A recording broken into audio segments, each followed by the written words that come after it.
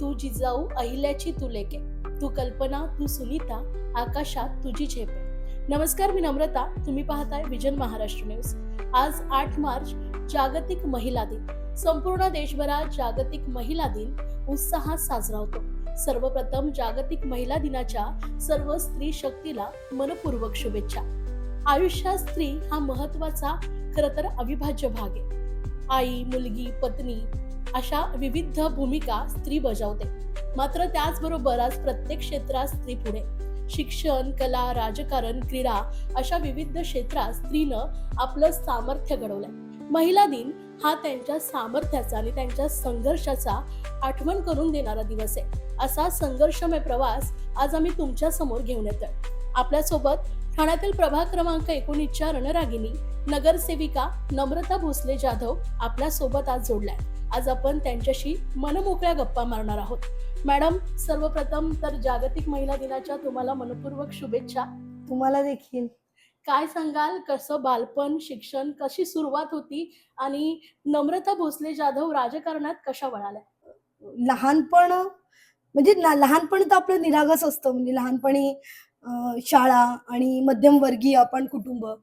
आम्ही कोकण साईडची लोक, त्याच्यामुळे मुलगी असो मुलगा असो, तुम्हाला म्हणजे शिक्षण या बाबतीत एकदम स्ट्रिक्ट फॅमिली, म्हणजे अशा पद्धतीचं एक संपूर्ण कुटुंब असं स्ट्रिक्ट असं होतं, जे अभ्यासाप्रती एकदम सिरियस.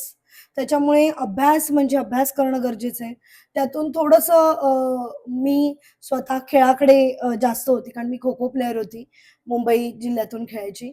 आणि त्याच्यामुळे खेळ आणि माझा अभ्यास आणि कलाक्षेत्र ह्याच्यामध्ये सगळ्यामधून कुठे ना कुठेतरी एक काहीतरी नेहमी प्लॅटफॉर्मवर राहण्याची किंवा मैदानात राहण्याची खरंच लहानपणापासून सवय होती. कारण मला असं नेहमी वाटायचं की अभ्यास तर आहेच, अभ्यास असलाच पाहिजे, कारण प्रत्येक कोणत्याही कार्याला तुमच्या शिक्षणाची जोड ही तितकीच महत्वाची असते. परंतु हे करत असताना तुमच्या अभ्यासाबरोबर तुमचे इतर कलागुण हे देखील तितकेच महत्वाचे आहेत. आणि त्या पद्धतीने लहानपणापासूनच मी मग कला क्षेत्र असू दे, क्रीडा क्षेत्र असू दे, या सगळ्याच क्षेत्रामध्ये, अगदी वक्तृत्व स्पर्धा, वेगवेगळ्या स्पर्धांमध्ये मी शाळांमधून देखील म्हणजे माझ्या शाळेचं प्रतिनिधित्व करण्यासाठी बाहेर गेलेली होती. आणि मग मला असं वाटतं 10वी पास झाल्यानंतर पण एक 11वी 12वी पर्यंत मी खेळत होती कॉलेजमधून वगैरे पण. आणि त्याच्यानंतर एक डेंटल मेकॅनिक हा डिप्लोमा कोर्स, जो म्हणजे दाताच्या कवळ्या वगैरे बनवतात त्या ठिकाणचा एक डिप्लोमा कोर्स मी जॉईन केला, जो म्हणजे ॲक्च्युअली प्रॉपर असा 2 वर्षाचा कोर्स होता. आणि तो कोर्स जॉईन केल्यानंतर माझं कॉन्व्होकेशन झालं. कॉन्व्होकेशन झाल्यावर कळलं की कॉलेज बोगस आहे. बोगस हे कॉलेज कळल्यावर माझी त्या ठिकाणची दुसरी बॅच होती. त्याच्यामुळे माझ्या आधीची बॅच, माझी बॅच, त्याच्यानंतर माझ्या नंतर आलेली एक बॅच आणि नवीन ॲडमिशन घेतलेली अशी बॅच, असे 4ही बॅचेस मिळून जवळजवळ 56 विद्यार्थी होतो. आणि त्या 56 विद्यार्थ्यांना कुठे ना कुठेतरी न्याय देण्याचा प्रयत्न आम्ही केला. आणि त्या माध्यमातून एक भारतीय विद्यार्थी सेनेची, मी या कशिशपाक या सोसायटीत राहायला आली होती जस्ट नुकतीच. आम्ही आधी माहीमला राहायचो आणि ठाण्यामध्ये नवीनच शिफ्ट झालो. आणि मग कशिश पार्कला आल्यावर लक्षात आलं की म्हणजे माझे वडील शिवसैनिक, खूप जुने, अगदी माहीमपासूनचे गटप्रमुख म्हणून होते आणि कामगार सेनेचे कार्यकर्ते. त्याच्यामुळे मग या ठिकाणी देखील शिवसेनेचं कार्य करायला सुरुवात केली त्यांनी ठाण्यात आल्यावर. त्यानंतर त्या माध्यमातून आम्ही भारतीय विद्यार्थी सेनेचे विकासजी रेपाळे साहेब यांना भेटलो आणि मग आमचा विद्यार्थ्यांकरता एक वेगळा लढा सुरू झाला. आणि प्रत्येक गोष्टीला, म्हणजे मला असं वाटतं प्रत्येक आयुष्यात घडलेल्या प्रत्येक चुकीच्या आणि प्रत्येक चांगल्या गोष्टी या तुम्हाला घडवायला बनलेल्या असतात. आणि जे स्ट्रगल असतं, तुम्हाला असं वाटतं की एखाद्या मूर्तीला ज्या वेळेला तुम्हाला आकार द्यायचा असतो, तर त्या दगडाला तितके म्हणजे आघात सहन करावे लागतात. आणि हे ॲक्च्युली मला असं वाटतं की हे अगदी खरं आहे.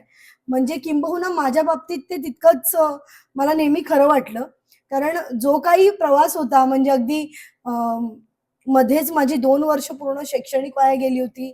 वडिलांनी त्या ठिकाणी नवीन घर शिफ्ट होऊन देखील बरेच मोठ्या प्रमाणावर एक फी भरली होती, कारण शेवटी मेडिकल किंवा पॅरामेडिकल कोर्सेस आहेत, त्यांच्या फीज पण तितक्या मोठ्या होत्या.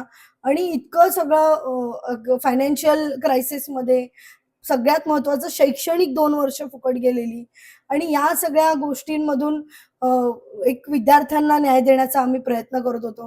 अगदी विकास रेपाळे साहेब आणि त्या ठिकाणी त्यावेळची जी भारतीय विद्यार्थी सेनेची जी मजबूत फळी होती, ती अत्यंत म्हणजे अशा पद्धतीने आंदोलनं करायची, की त्या विद्यार्थ्यांना न्याय मिळण्याचा जो पूर्ण प्रयत्न होता, तो खरंच खूप मोठा होता त्यावेळेचा आणि त्या माध्यमातून आम्ही प्रत्येकाला अगदी मला असं वाटतं, की 56 विद्यार्थ्यांपैकी कोणाला फीज रिटर्न केल्या, कोणाचे शैक्षणिक 1 वर्ष फुकट गेली. त्या ठिकाणी त्यांना लगेच दुसऱ्या वर्षात ऑथेंटिकेट कॉलेजमध्ये म्हणजे जे काही म्हणजे प्रमाणित कॉलेजेस आहेत, त्यांना ॲडमिशन्स मिळवून दिले.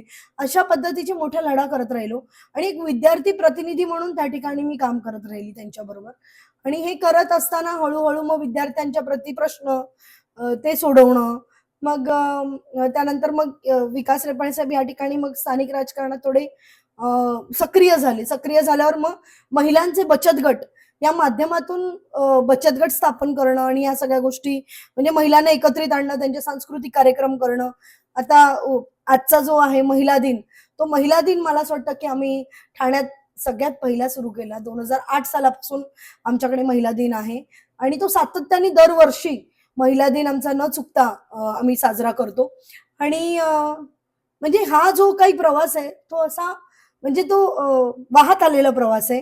म्हणजे अगदी ठरवलेलं काहीच नव्हतं लहानपणी, की बाबा असं काही राजकीय पार्श्वभूमी माझी मोठी नव्हती, की नाही मला राजकारणात जायचंय आणि म्हणजे मला कोणती गादी सांभाळायची नव्हती पहिली गोष्ट. त्याच्यामुळे मी लोकाभिमुख प्रश्न कायम डोळ्यासमोर ठेवून काम करण्याची माझी कायम धडपड होती.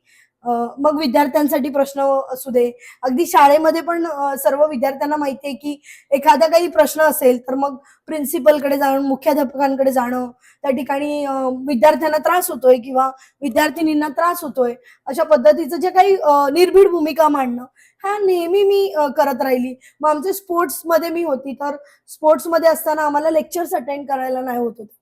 मग तास अटेंड न करता आम्हाला मॅचेसला जायचंय, मग आम्हाला एक्झाम्स आम्हाला कशा पद्धतीने कोऑर्डिनेट करावी. तर कुठे ना कुठेतरी विद्यार्थ्यांचं प्रतिनिधित्व करण्याची एक लहानपणापासूनची एक धडपड होती आणि अशा काही कोणताही माझा राजकारणाचा हेतू नसताना, परंतु शेवटी ज्या पक्षाचं काम करते, त्या पक्षाचं तत्वच आहे, की 80% समाजकारण आणि 20% राजकारण. आणि मला असं वाटतं आम्ही ज्या पद्धतीने काम करायला लागलो, विद्यार्थ्यांकरता धडपड करत, मग कुठेतरी असं वाटलं, की नाही या सगळ्या गोष्टीला कुठे ना कुठेतरी एक तुमचं एक पदाचं पाठिंबा असणं गरजेचं आहे. तर तुमच्या या धडपडीला महत्त्व आहे. आणि मला असं वाटतं याच समाज सेवेच्या हेतूतून मी राजकारणात मध्ये आली गेली. बाकी काही. म्हणजे खरं तर आपण पाहिलं तर कॉलेजमध्ये असतानाच एक नेतृत्वाची भूमिका त्यांच्यामध्ये कायम पाहायला मिळाली. 2012 मध्ये जेव्हा संधी मिळाली, तेव्हा पहिला अनुभव किंवा पहिली रिएक्शन कशी होती? असं वाटलेलं की सर्वसामान्य महिलेला ही संधी मिळेल? 2012ला 2012ला देखील ज्यावेळेला मला राजकारणाचं तिकीट दिलं गेलं, मी तुम्हाला अगदी म्हणजे मी असं सांगणार नाही, की "अरे हो, मी खूप हे करत होती." मला असा कोणताही बडेजाव करायला आवडत नाही. मी खरंच आम्ही बचत गटाच्याच माध्यमातून सर्व छोटी-मोठी कामं करत होतो आणि बचत गटाच्याच माध्यमातून ही सगळी कामं आम्ही करण्याचा प्रयत्न करत होतो. महिलांना एकत्र करणं, सांस्कृतिक कार्यक्रम करणं, अगदी 2007 पासूनचे हळदी-कुंकू म्हणा किंवा महिला दिन म्हणा, एवढंच नाही तर महिलांना विविध प्रशिक्षण दिले गेले. त्यानंतर स्वयंरोजगारासाठी संधी उपलब्ध करून दिल्या गेल्या.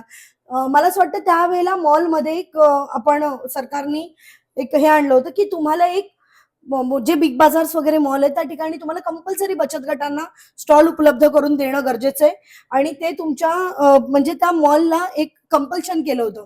त्या ठिकाणी अगदी R mall Mulund, R mall, Big Bazaar जो आपला माजिवडा आहे त्या ठिकाणी, माझं इटर्निटी मॉल, सिव्हिल हॉस्पिटल अशा विविध ठिकाणी आम्ही बचत गटांचे जे काही वस्तूंचे प्रदर्शन आहेत, त्या ठिकाणी भरवून त्या-त्या ठिकाणी आम्ही महिलांना रोजगाराच्या संधी देखील उपलब्ध करून दिल्या.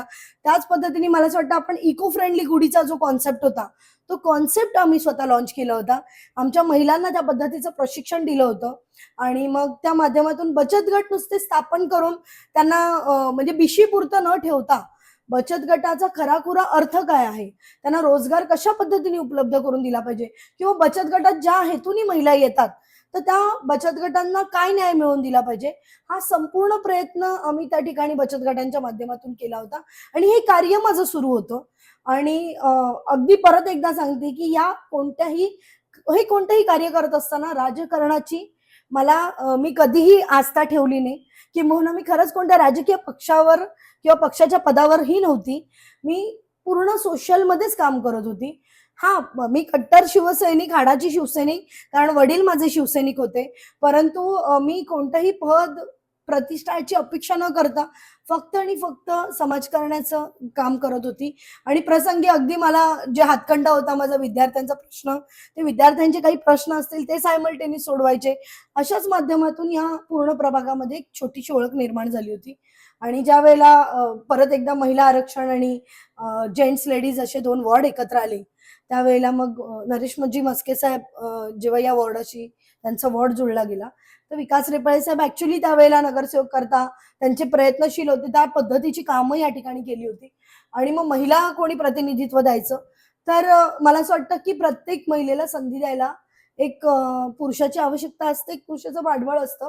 तर अशा पद्धतीचं मला असं वाटतं पाठबळ मला लाभलं, की रेपाळे साहेबांनी विचार केला, की या स्वतःही ते या ठिकाणी काम करतायत समाजकार्याचं, तर आपण ह्यांना संधी देऊ. आणि अगदी मी त्या ठिकाणी मग 2012 ला मी उभी राहिली. मी अगदी त्यांचा चेहरा बनून उभी राहिली होती. आणि मग त्यानंतर आम्ही कामाला सुरुवात केली. पण प्रत्येक वेळेला म्हणजे असं नाही, की नुसतं काम तुम्ही एखाद्याला निवडून दिलं तर तुम्ही आता बघितलं असेल, की महिला घरी बसतात आणि बाकीचे काम करत असतात. अशा पद्धतीचं कधीही काम मला त्यांनी ठेवलं नाही करायला. त्यांनी नेहमी सांगितलं, की ज्यावेळेला तुम्ही नगरसेविका झालात, तर तुम्ही काम करत राहा आणि तुम्ही स्वतःची कामं स्वतः हँडल करणं गरजेचं आहे. मग नागरिकांचे प्रश्न असू दे, महापालिकेचे विविध कामं जी आपण आपण करून घेतो आपल्या प्रभागाकरता, या सगळ्या गोष्टी असू दे, ह्या स्वतःच्या स्वतः शिकल्या पाहिजेत. मग या पद्धतीने अगदी मी शून्यातून सुरुवात केली 2012 पासून. आणि मग कार्य करत राहिली. मग 2017 ला मला असं वाटतं मी स्वतः सिटिंग नगरसेवक होती. ते स्वतः स्वीकृत नगरसेवक होते. आणि मग दोघांपैकी एकाला संधी मिळाली. पण 2017 पासून ज्यावेळेला मला कळलं, की संधी एकालाच मिळतेय, तर मी ठरवलं, की नाही, अशा पद्धतीचं आपण काम करून दाखवू. 2012 ला जी संधी आपल्याकडे चालून आली, तर 17 नंतर जेव्हा इलेक्शन लागेल, त्यावेळेला आपल्या कामातून आपल्याला पक्षाने तिकीट दिलं गेलं पाहिजे. आणि अशा स्वरूपाचं आपण काम करणं गरजेचं आहे. अगदी 2012 ते 17 मी खूपच नवीन होती. मी तुम्हाला अगदी सांगते. तरी देखील त्यावेळेला मी कशिश पार्कमध्ये एक सुसज्ज असं उद्यान, कशिश पार्कमधील जिम, फुटबॉल टर्फ, त्याच पद्धतीने शाळा क्रमांक 18 जो माझ्या प्रभागात येणारी टीएमसीची शाळा आहे, त्याचं कायापालट करण्याचं काम देखील याच कारकिर्दीत मी केली. आणि अगदी शाळा क्रमांक 18चं मी तुम्हाला सांगते, की मला स्वतःला पहिल्या दिवशी ज्यावेळेला मी त्या शाळेमध्ये गेली आणि मला असं वाटलं, की थोडीशी दुरावस्था आहे. मुलांमध्ये शाळांचा पट कमी होतोय. तर शाळेचा पट कमी का होतोय? ते ज्यावेळेला मी आकलन केलं, त्यानंतर मला लक्षात आलं, की कोणतीही कोणतीही वस्तू, तुम्हाला कोणतीही गोष्ट चालवायची असेल, तर ते इन्फ्रास्ट्रक्चर प्रॉपर पाहिजे तिथे. तुमचं सुसज्ज अशी शाळा असली पाहिजे. आणि त्या हेतूने ती शाळा मी अगदी 2012 पासून जिद्दीने रिन्युएट करायला हळू-हळू सुरुवात केली. 2016 ला माझ्या अगदी ज्यावेळेला आचारसंहिता लागली, त्याच्या अलीकडे मी त्या शाळेचं उद्घाटन केलं होतं. त्यावेळेचे तत्कालीन महापौर संजयजी मोरे साहेब होते, यांच्या हस्ते केलं. आणि आज तागायत ती शाळा एक अधोरेखित शाळा म्हणून ओळखली जाते. आणि त्या पद्धतीचं मी आणि विकास रेपाळेजी आम्ही त्याचं पालकत्व सांभाळतो. आणि त्या पद्धतीने आम्ही त्या शाळेसाठी कायम प्रयत्नशील राहतो. मला असं वाटतं सुशिक्षित नगरसेवक जे असतो, तर सुशिक्षित असल्यामुळे एक शाळा मुलांना देखील त्याच स्वरूपाचं शिक्षण मिळावं, याकरिता आम्ही कायम प्रयत्नशील आहोत आणि हे काम करतोय आम्ही. जसं तुम्ही उल्लेख केला, की 2017 ला संधी हुकली, पण 2026 ला पुन्हा काम बोलताय, याच्यावर संधी मिळाली आणि बहुमतानं आपण निवडून आलात. आता पुढची कारकीर्द खरं तर सुरू झालेली आहे. कसा प्रवास? बघा, पुढची कारकीर्द सुरू झाली आहे. अगदी मला असं वाटतं, की 2012 ते 2026 स्वतःची कामं स्वतः करणं, निश्चितपणे मला हे सर्व जी काही माझी शिवसेनेची मंडळी आहेत, विकास रेपाळेजींचा तर कायम पाठबळ असतंच. आमचे उपमुख्यमंत्री एकनाथजी शिंदे साहेब असू दे, खासदार नरेशजी मस्के साहेब असू दे, प्रत्येकाने ज्या वेळेला काही मदत लागली त्या वेळेला ह्या सर्व मला असं वाटतं माझ्या शिवसेनेच्या मोठ्या नेत्यांनी मला कायम मदत केलेली आहे, पाठबळ दिलेलं आहे. पण या माध्यमातून कुठे ना कुठेतरी कशा पद्धतीचं, कशा स्वरूपाचं काम केलं पाहिजे, लोकांना काय अपेक्षित आहे काम, तर या सगळ्या गोष्टीत कुठे ना कुठेतरी मला असं वाटतं एक चांगला अनुभव आहे. त्याच्यामुळे आता खूप छान व्यवस्थित 2025-26 पर्यंत इतका व्यवस्थित वॉर्ड आता आम्ही प्रॉपर बांधलेलं आहे, की आता फक्त पुढे काम करत राहणं आहे आणि लोकांची जी काही सेवा आहे, ती अजून 5 वर्ष करण्याची संधी मिळाली आहे. त्याच्यामुळे ती प्रामाणिकपणे करत राहणार. त्याचबरोबर प्रभागातला विकास, प्रभागातले रस्ते, पाणी ह्या सगळ्या सोयी-सुविधा पण आपण त्या ठिकाणी सुसज्ज करण्याचा प्रयत्न करतोय. निश्चितच आपण पाहिलं तर प्रभाग क्रमांक 19 मध्ये अनेक बदल आपल्याला पाहायला मिळतात. अनेक उपक्रम खरं तर आपल्या कारकिर्दीत नेहमीच पाहायला मिळाले. घरोघरी हळदी-कुंकू ही देखील एक वेगळी कन्सेप्ट आपण राबवली. त्याचबरोबर कोविड काळामध्ये ऑन फील्ड तुम्ही रस्त्यावर हो, उतरून ते काम केलं. मग अशा वेळेला 24/7 तुम्ही राजकारणात सक्रिय समाजकारण करताय. बरोबर. ऑफिसमध्ये देखील उपलब्ध असता. 12ला घटना घडली, अगदी 2 वाजता घटना घडली. त्यावेळेला त्या सिच्युएशनला तिथे पोहोचता. पण अशा वेळेला कुटुंबाचा सहभाग कशा पद्धतीनं मिळतो आणि कसं एक पाठबळ आहे? मी पहिल्या म्हणजे माझ्या पहिल्या मिनिटापासून तुम्हाला सांगते, की तुम्हाला नेहमी वाटतं, की प्रत्येक पुरुषाच्या मागे एक स्त्रीचा हात असतो. पण माझ्यासारख्या ज्या स्त्री आहेत, त्यांच्या मागे देखील घरातील म्हणा पुरुषाचा हात हा असणारच आणि असतोच. कारण ते पाठबळ खूप महत्वाचं आहे. मग माझ्या घरातले माझे पती असू दे, माझे सासरे असू दे, माझ्या सासू असू दे, संपूर्ण कुटुंब अगदी माझ्या मोठ्या नणंदा आहेत त्या देखील, माझे आई-वडील देखील या सोसायटीतच राहतात. त्या प्रत्येकाचा मला त्या ठिकाणी पाठबळ असतं.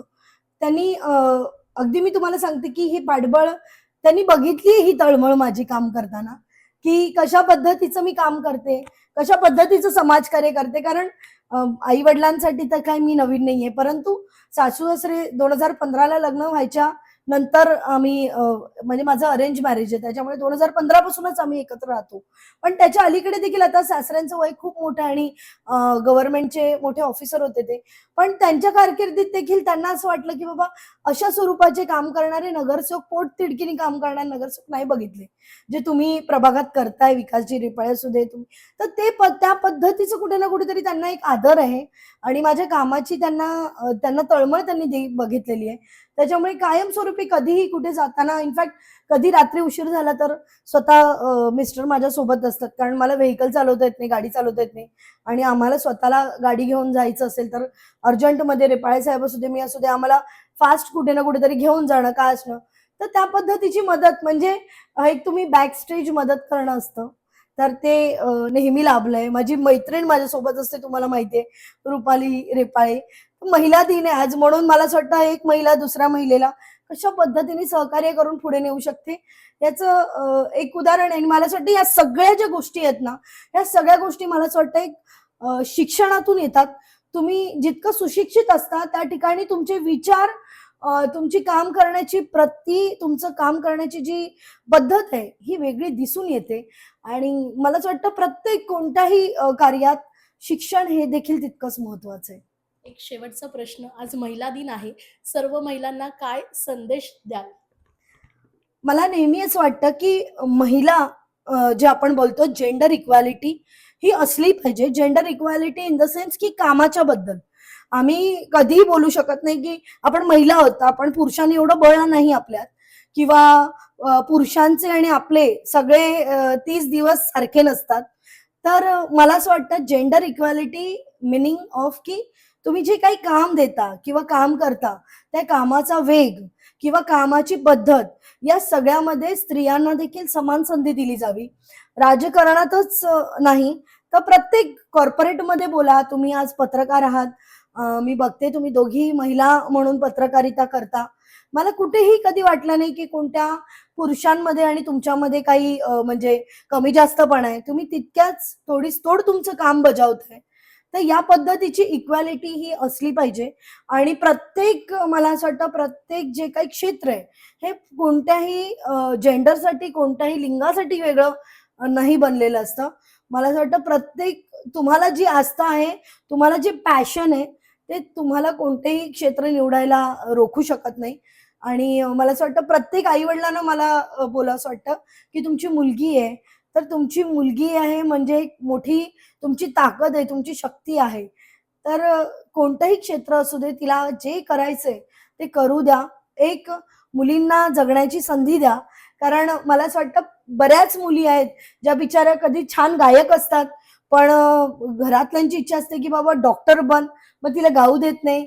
एक चांगली नृत्यांगना असते, जिला घरात असं असतं, की नाही बाबा तिने बँकेतच नोकरी केली पाहिजे आणि ती नृत्यांगना म्हणून एक दबून राहते आणि मग प्रत्येक आई-वडिलांना वाटतं, की नाही लग्नानंतर मुलगी करेल. तर असं करू नका. मला असं वाटतं ती मुलगी आहे. ती एक स्त्री असली तरी एक स्वतंत्र स्त्री आहे. त्याच्यामुळे तिला जगण्याची संधी द्या. तिला हवं तसं जगण्याची संधी द्या. निश्चितपणे आई-वडिलांनी जे प्रेम दिलंय त्यांचा पूर्ण हक्क बनतो आपल्यावर. तो असणारच आहे. परंतु मुलींना मोठं होऊ द्या. कारण मला असं वाटतं आत्ताच्या सगळ्या क्षेत्रांमध्ये अगदी 10वी-12वीचे रिझल्टपासून एम-पी-एस-सी, यू-पी-एस-सी पर्यंत बघितलं.